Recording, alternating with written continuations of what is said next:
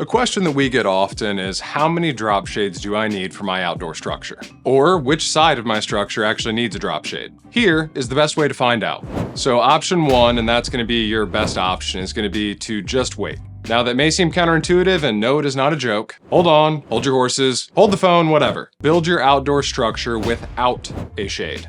Use it for a few months, and then you'll be able to decide which side actually needs that shade.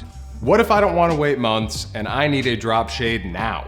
It's my drop shade, and I need it now! Most folks use their outdoor structures in the afternoon. If you're in the northern hemisphere, which statistically most of our viewers are, the west side and south side are the best place to start. That way, you will have shade that'll protect you from that harsh setting sun. Now, another question we get is, why can't I just put shades on every side of my structure? Well, you can. But if you want solar shade, and a high quality solar shade, that's gonna be a pretty expensive fabric. So buying 4 drop shades with that expensive fabric when you only maybe need 1 or 2 is kinda silly.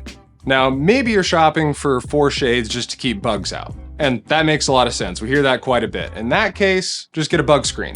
Bug screens are gonna keep those bugs out without restricting the airflow or sunlight. It's gonna be a thinner, lighter mesh, so it's not gonna have quite as tight a weave, so it's gonna be less expensive than the sunshade. And if you want sunshades on all 4 sides, you might be better off with like a sunroom or a screened-in porch, because that's kind of what you're describing. So drop shades and screens are really situational. Having been in this industry for a very long time, my best advice is to just wait and see what you actually need before putting all this money in and maybe not using some of those shades. If you want to know more about all things backyards, shades, outdoor structures, manufacturing, all that fun stuff, subscribe to our channel. We have tons of content about that. And for super cool pergolas that open and close at the top, check out theluxurypergola.com.